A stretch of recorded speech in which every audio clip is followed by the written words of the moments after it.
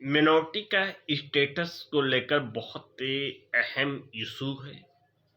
उस इशू की जो सुनवाई सुप्रीम कोर्ट ने की और ये कहा गया कि एक केस आया था, TMY फाउंडेशन का केस आया था। उसमें ये सुझाव दिया गया था कि जो मिनोरिटी की पहचान की जाएगी, वो मिनोरिटी की पहचान किस स्तर से की जाएगी, या जिला स्तर से की जाए या जो है वो क्या नाम है राज्य स्तर पे की जाए। तो ये तय हुआ कि राज्य स्तर पर जो है मिनोरिटी की पहचान की जाए, जिसमें जो है ये निर्देश हुआ कि अश्विनी कुमार उपाध्याय की जो याचिका था उसमें कोर्ट ने ये निर्देश किया कि सभी राज्य जो है अपना स्टेटस रिपोर्ट दाखिल करें, जिसमें आज जो है केंद्र सरकार ने जो है सुप्रीम कोर्ट के समक्ष जो है स्टेटस जो है रिपोर्ट दाखिल की है।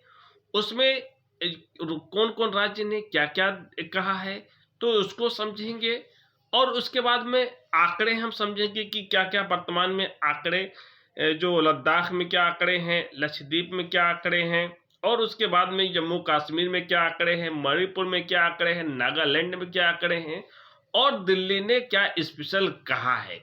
तो ये बहुत महत्वपूर्ण है। तो हम इससे पहले जान लेते हैं कि इसमें आया क्या, स्टेटस रिपोर्ट में क्या आया। इससे पहले मई 2022 में सुप्रीम कोर्ट ने केंद्र सरकार अल्पसंख्यक पहचान के जो अल्पसंख्यक पहचान के लिए मुद्दा उठाया गया था, और सुप्रीम कोर्ट ने जो परामर्श और निर्देश दिया था, केंद्र सरकार ने जो है रिप्लाई दिया कि सभी राज्य जो है केंद्र शासित प्रदेश हो, और उसके बाद में चाहे वो गृह मंत्रालय हो, न्याय मंत्रालय हो, शिक्षा मंत्रालय हो, राष्ट्रीय महिला आयोग हो, अल्पसंख्यक शिक्षक संस्थाएं के राष्ट्रीय आयोग या अन्य जो इंटरेस्टेड वो भी इसमें शामिल थे। और जवाब में और कहा कि 24 राज्य सरकारें, 6 केंद्र शासित प्रदेशें अपने कमेंट भेजे हैं। हालांकि 6 राज्य केंद्र शासित प्रदेश ने कई बार याद दिलाने के बावजूद भी उन्होंने कोई रिप्लाई नहीं दिया है। जिन राज्य केंद्र शासित प्रदेशों ने जवाब नहीं दिया है वो अरुणाचल प्रदेश है, जम्मू और कश्मीर है, लक्षद्वीप है, राजस्थान है, तेलंगाना और झारखंड है। गृह मंत्रालय ने आगे ये कहते हुए जो है रिस्पॉन्स किया कि ये बहुत ही जो ये मामला है, ये पर्टिकुलर जो है इस पर कमेंट देना जरूरी नहीं है। हालांकि इसमें ये कहा गया जो मिनोरिटी कम्युनिटी से रिलेटेड मामला है, ये विशेष रूप से लॉ बनाने के लिए संसद या विधानमंडल के अधिकार मौजूद हैं। अब ये सवाल होता है कि लॉ बनाया जो है ये विषय जो है कॉन्क्रीट लिस्ट का है, जो ये विषय कॉन्क्रीट लिस्ट का है, क्योंकि मिनोरिटी किसे घोषित किया ना जाए। 2013 में जो राहुल गांधी ने एक स्टेटमेंट दिया कि जैनियों को मिनोरिटी में शामिल कर लिया जाए, जैनियों को मिनोरिटी में शामिल कर लिया गया। अश्विनी कुमार उपाध्याय जी का मतलब ये है कि जो हिंदू हैं, हिंदू को भी अल्पसंख्यक शामिल होना चाहिए। जवाब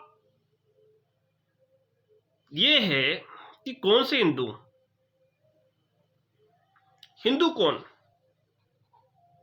वो हिंदू जो उनकी राज्यों में उनकी संख्या जो है कम है, अल्पसंख्यक परिभाषा के अंतर्गत वो आते हैं। हिंदू के अधिकारों की बात कही गई, ये खास करके भाषाई लैंग्वेज, और ये क्या है मिनोरिटी देने, एक लैंग्वेज है, एक कल्चर को प्रोटेक्ट करना है, और ये भाषाई के आधार पे, समुदाय या धर्म के आधार पे हैं। मुसलमान, सिख, जैनी और उसके बाद पारसी, ये कोई खैरात में नहीं मिला है, ये संविधान जब निर्माण हो रहा था, आगे ये भी कहा गया कि ये जो है खैरात में नहीं मिला है, क्योंकि इसका जो संविधान निर्माण हो रहा था अल्पसंख्यकों के अधिकार के लिए, उनके हितों के लिए संविधान सभा सजग थी। भारत को सशक्त बनाना था, भारत में सभी धर्मों को, सभी लोगों को इक्वल राइट देना था, कैसे डेवलपमेंट करना था, तो उनका कैसे लैंग्वेज बचे, उनकी कैसे कल्चरल बचे। तो कल्चरल लैंग्वेज है हिंदुस्तान के अंदर, और उसे प्रोटेक्ट करने वो खुद एडमिनिस्ट्रेटर करेंगे और वो खुद मुख्तार होंगे। आर्टिकल 29 दिया गया था। जनाब, मैं जरूरी समझता हूं जनाब आर्टिकल 29 को रीड करने के लिए। आर्टिकल 29 कहता है अल्पसंख्यकों के हितों का संरक्षण, यानी प्रोटेक्शन जो है इंटरेस्टेड ऑफ मिनोरिटी की बात करता है।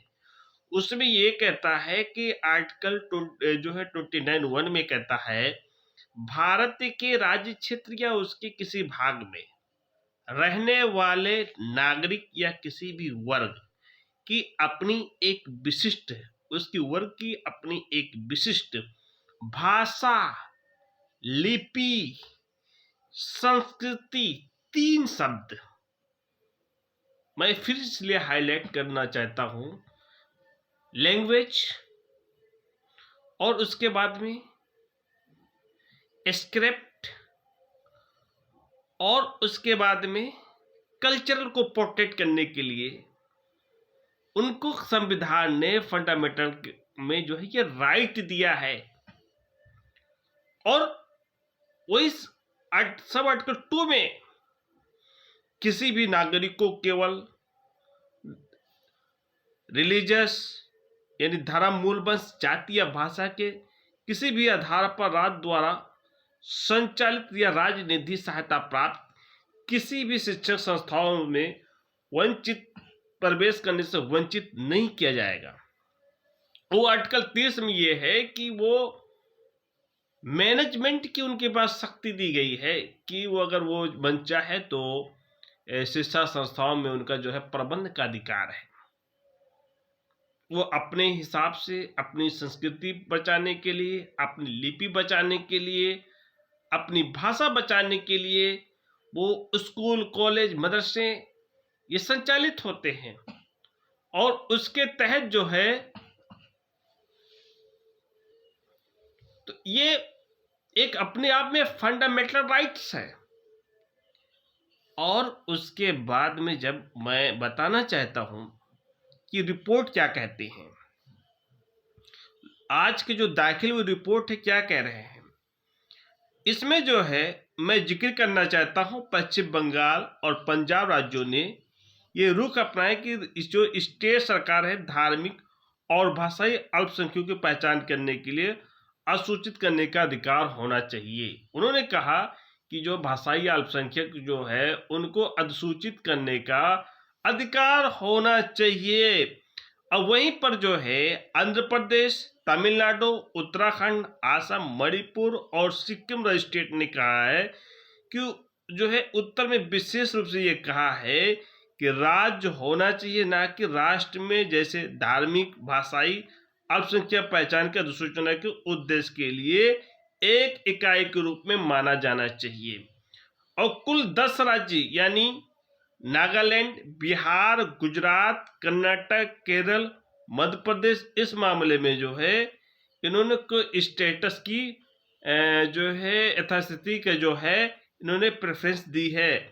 अब उसके बाद में उड़ीसा ने जो है याचिकाकर्ता को 6 अधिसूचित, जो उड़ीसा ने कहा जो पिटिशनर है वो जो है 6 अधिसूचित अल्पसंख्यकों में से किसी को सूची से हटाने या किसी अन्य समुदाय को अल्पसंख्यक घोषित करने की प्रार्थना का विरोध किया है। यानी हटाना या उनको घोषित करना जो है उड़ीसा ने उसका क्या क्या है विरोध किया है। और याचिकाकर्ताओं को कुछ राज्य हिंदुओं को अल्पसंख्यक घोषित करने की भी मांग की है। जो ये पिटिशनर हैं कुछ राज्यों में उन्होंने अल्पसंख्यकों को जो है हिंदू जो अल्पसंख्यक हैं उनको अल्पसंख्यक में डिक्लेयर किया जाए। और वहीं पर छत्तीसगढ़ ने कहा कि राष्ट्रीय अल्पसंख्यक शिक्षक संस्थाएं जो है अधिनियम की धारा 2F जो इसका वर्तमान स्वरूप रखा जा सकता है, ये प्रावधान याचिकाओं को चुनौती के अधीन है। उन्होंने कहा कि जो है 2F जो है ये वर्तमान के स्वरूप में जो है ये चैलेंजेबल है।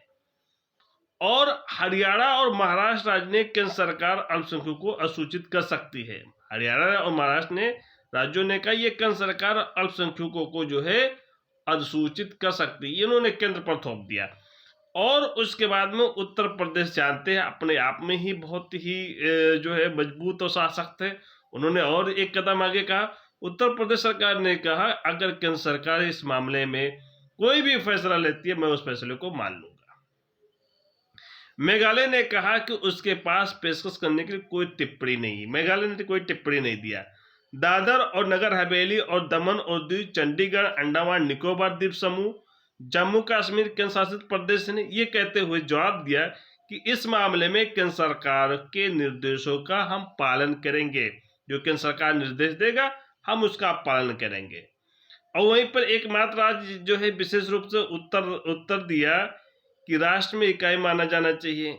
वहीं पर हिमाचल प्रदेश ने कहा 1992 के केंद्र सरकार द्वारा 6 समुदायों को अल्पसंख्यक के रूप में अधिसूचित करने वाली मौजूदा अधिसूचना संवैधानिक मानकों को पर्याप्त रूप से पूरा करती। हिमाचल प्रदेश ने कहा कि 6 लोगों को जो अल्पसंख्यक का दर्जा दे दिया गया है वो संविधान के मानकों को जो है वो पूरा करती, वो संवैधानिक है।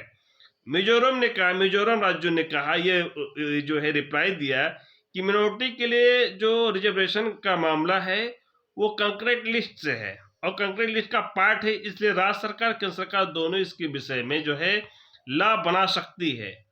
ये जो है ये इन्होंने कहा कि ये जो है व्यक्तिगत जो है पॉलिसी का मैटर है और ये जो है दोनों सरकारों पर जो है छोड़ देना चाहिए। अब बताइए दिल्ली और स्पेशल है। दिल्ली ने कहा कि जो है बहुत दिलचस्प लिया इस मामले में।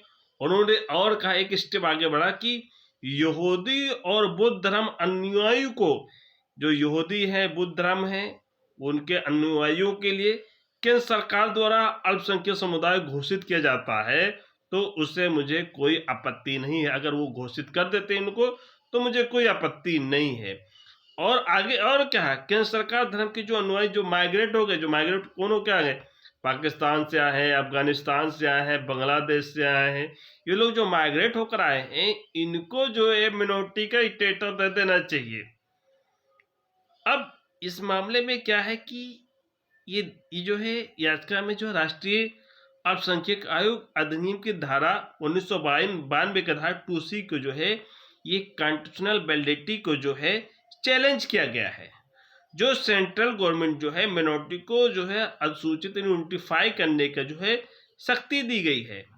अब इसमें यह कहा गया जनाब कि जो है इसमें जो है सुप्रीम कोर्ट ने जो है इसके जो मतलब अश्विनी कुमार और क्या क्या डेटा देते हैं वो हम देखते हैं। डेटा इनका क्या क्या है कि जो है एक डेटा तो देते हैं कि भाई मिजोरम में जो है लद्दाख, इन्होंने कहा लद्दाख में जो है 1% हिंदू हैं, मिजोरम में 2.75% हैं, लक्षद्वीप में 2.77% हैं, कश्मीर में 4% हैं, नागालैंड में 8.74% हैं, मेघालय में 11.52% हैं, अरुणाचल प्रदेश में 29% हैं, पंजाब में 38.49% हैं, मणिपुर में 41.29% हैं। लेकिन ये केंद्र सरकार अल्पसंख्यक घोषित नहीं किया है इन सभी हिंदुओं को। अब इनका तर्क जो है ये सोचते हैं कि इनका जो तर्क है वो सुप्रीम कोर्ट के बीच में ले जाकर, और जो ये बेचारे जिनका जीवन जिनका रिलीजन खतरे में है, जिनके मस्जिदों में जिनके मोहल्लों में सरकार डेवलप नहीं करती है, डराती है, चर्च पे हमले होते हैं, मस्जिदों पर हमले होते हैं, इनके लैंग्वेज पर हमले होते हैं, इनकी संस्कृति पर हमले होते हैं, इनके स्क्रिप्ट पे हमले होते हैं।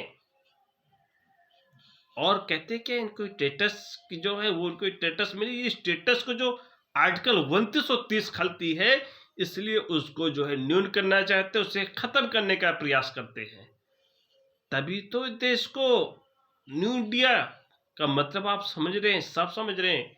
न्यू इंडिया का मतलब धीरे धीरे एक प्रोसेस के तहत, जो कि रिट पिटीशन सुनने लायक नहीं था, लेकिन एक प्रोसेस के तहत जो है उस रिट पिटीशन को दिलचस्पी से सुना जा रहा है।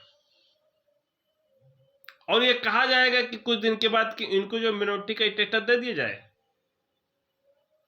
जनाब, मिनोरिटी का स्टेटस जो है मिलने से अपने आप में ये साबित हो जाएगा कि ये सरकार मिनोरिटी के हक में नहीं है, कि एक तरह से ये बहुमती, ये मेजर कि ये प्रतिनिधित्व करती है, मिनोरिटी को कोई प्रोटेक्शन नहीं देती है,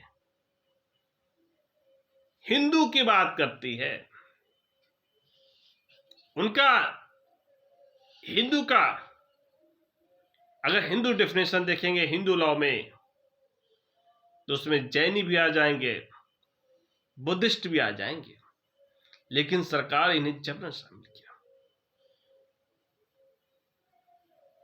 ताकि और लोगों को इसमें शामिल करना चाहते हैं, क्योंकि इनका जो हिंदू एक्ट है, हिंदू एक्ट 1955 के तहत जो इनको हिंदू डेफिनेशन से भी निकालना चाहिए था। भाषाई धर्म है।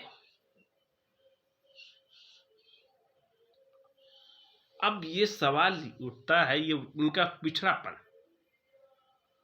पिछड़ापन का कोई एक्चुअल डेटा नहीं है। कहते हैं हवाई में कहते हैं कि साहब इतने कम्युनिटी पिछड़े हैं।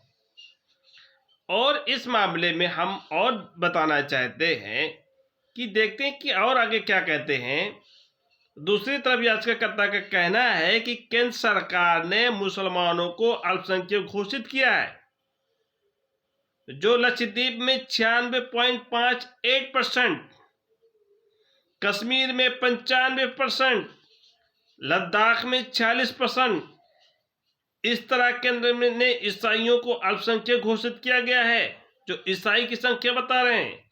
नागालैंड में 88%, मिजोरम में 87%, मेघालय में 74% ईसाई रहते हैं।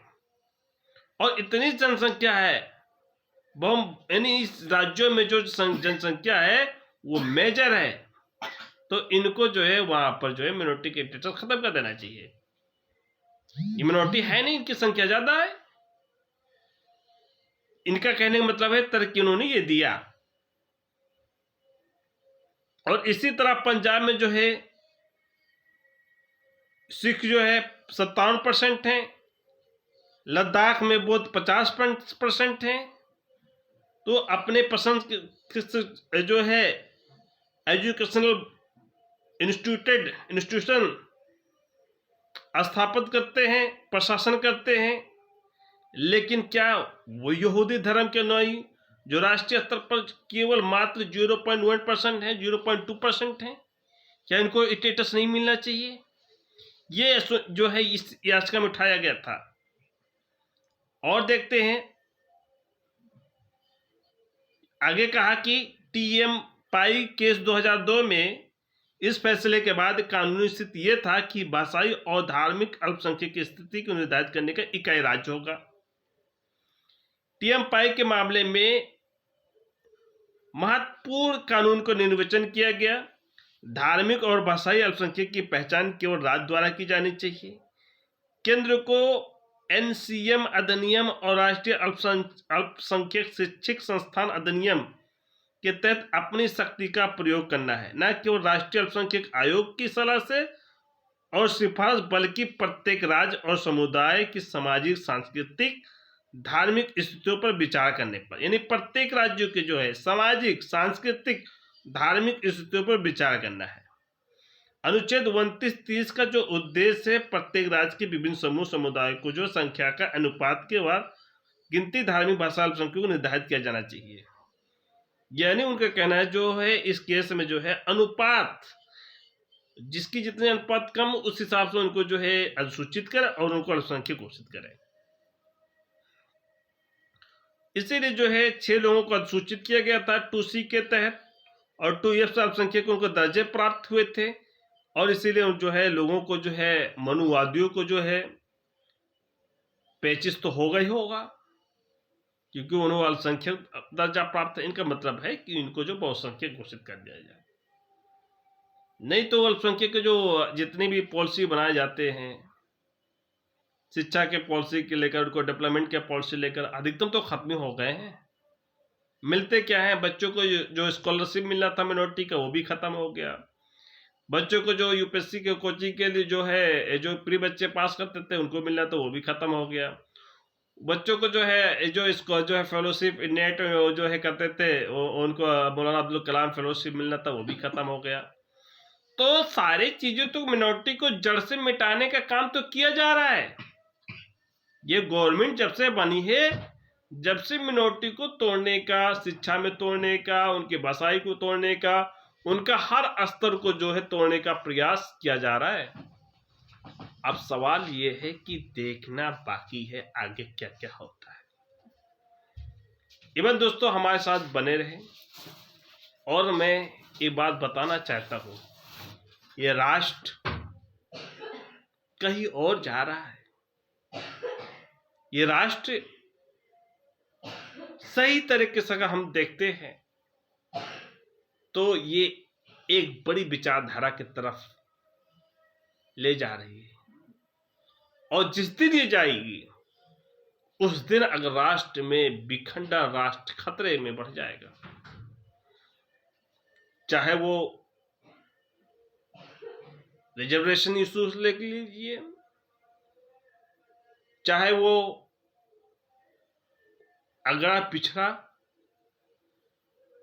चाहे वो इकोनॉमिक्स में पीछे और कुछ लोग आगे, तो कहीं ना कहीं अपने आप में यह प्रतीत होता है कि राष्ट्र के नागरिकों की चिंता नहीं है, कि नागरिकों को रोजगार के बारे में चिंता नहीं है, नागरिकों के जो युवाओं के बारे में चिंता नहीं है। नागरिक भूखे हैं। विश्व सूचकांक में आप देखिए, आप जो है आर्थिक स्थिति कितनी खराब है। आप फ्रीडम की सूचकांक देखिए कितनी खराब है। प्रेस की स्वतंत्रता देखिए कितनी खराब है। इंटरनेशनल मानवाधिकार में देखिए इनकी सूचकांक कितनी पीछे है। इनका डेवलपमेंट करने से देश के आम नागरिकों को रोजगार देने के लिए इनके पास नहीं है। ये केवल जो है जो पहले अंग्रेज करते थे, गोरे लोग भारत को प्रताड़ित करने का कार्य किया है, ये आज ये लोग करने का प्रयास करते हैं। तो दोस्तों आप तय करेंगे देश कैसे चलाना है। इसी के साथ मैं अपनी बातें यहीं पर विराम लगाता हूं। Thank you. जय हिंद, जय भारत।